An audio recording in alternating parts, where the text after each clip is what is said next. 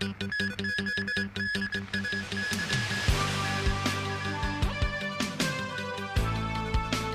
CE says he has no knowledge of a national security law adoption proposal. Tung Chi-hua comments on the CE's latest policy address.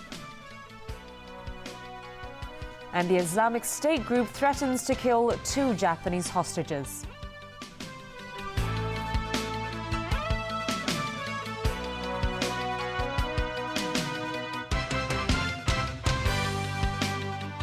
Hello and a very good evening. Controversy abounds after a local deputy to the National People's Congress suggested that Hong Kong should implement the mainland's national security laws until it completes its own anti-subversion legislation. In response, Chief Executive Leung Chun-ying says the administration currently has no plans to do so. And as Owen Fung reports, lawmakers from across the political divide have criticised the proposal. The National People's Congress is expected to pass the amended national security laws in March. Stanley Ng, a local deputy to the NPC, proposed that the laws should also be adopted in Hong Kong in the form of an annex to the Basic Law. And this can be done before the Article 23 legislation, Ng suggests. Under Article 23 of the Basic Law, the SAR will enact laws on its own to prohibit acts of treason, secession, sedition and subversion. But such legislation efforts were shelved indefinitely following massive protests in 2003. Speaking ahead of the Executive Council meeting today, Chief Executive Leung Chun-ying said he doesn't know the details of Ng's proposal. Leung also stressed that the government hasn't been considering the issue of adopting national security laws, while adding that there aren't any plans to pass legislations under Article 23. Secretary for Security Lai Tung-kwok echoed the CE's comment. Article 23 of the Basic Law has a very clear guideline for the Hong Kong Special Administrative Region to enact the law. But up to now, we do not have any timetable to enact such a piece of law.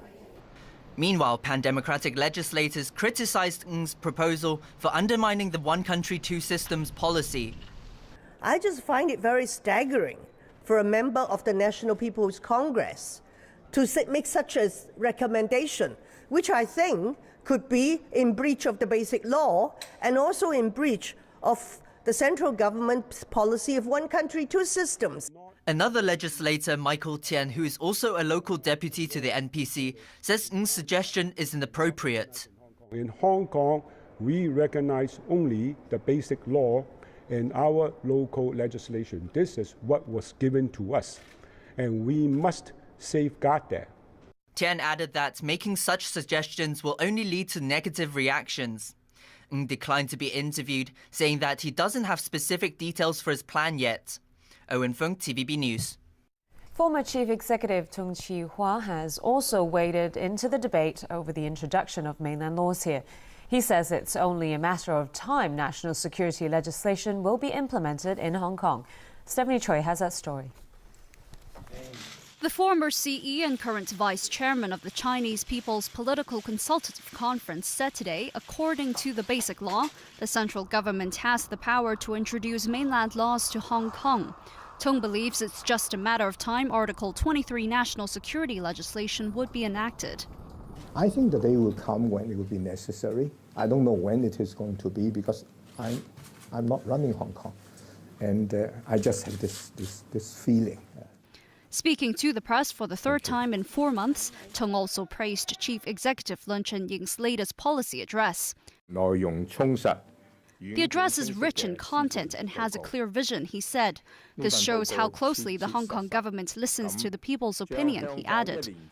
When asked whether the CE's criticisms of a student publication by the University of Hong Kong represented an attack on free speech, Tung said he agrees with Leung.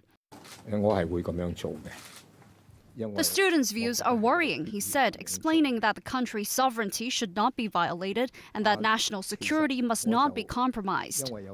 We mustn't let our guard down, Tung stressed, adding that although people are entitled to different views, they must be responsible for what they say.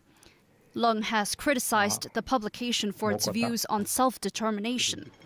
And on political reform, Tong called on the people of Hong Kong to remain objective and to bear in mind the interests of the SAR so that universal suffrage could be implemented in 2017. Stephanie Choi, TVB News. The mainland economy has posted its smallest annual growth in nearly a quarter of a century. The country is now bracing itself for a so-called new normal of slower yet higher quality growth. Would this mark a new era in China's ongoing economic transformation? Beijing announced today the world's number 2 economy recorded a 7.4% growth in 2014. That's slightly less than the government target of 7.5% and the smallest growth rate since 1990. A housing slowdown, weaker domestic demand and a sluggish global recovery were seen as factors behind a slowdown in growth last year. Ma Jiantang, head of the National Bureau of Statistics, put on a brave face, saying the 7.4% increase was still in line with market expectations.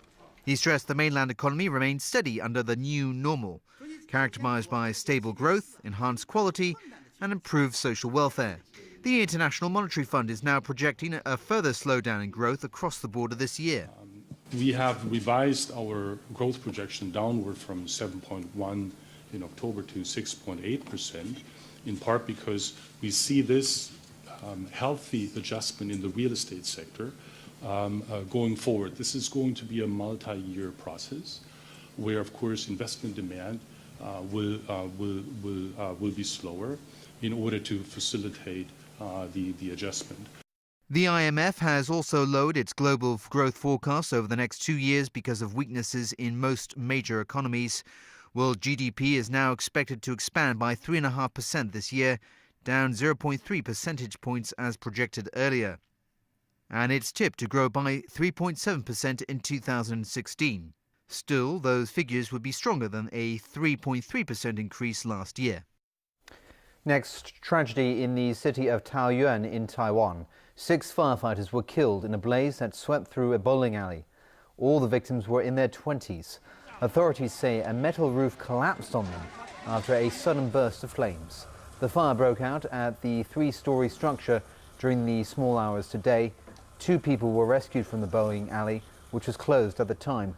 Firefighters suspect the blaze began at a transformer box that had been illegally modified. The mayor of Taoyuan has ordered a thorough investigation into the disaster. The militant group Islamic State has issued a video online threatening to kill 2 Japanese hostages unless a $200 million ransom is paid within 72 hours. Just like other hostage threats made earlier by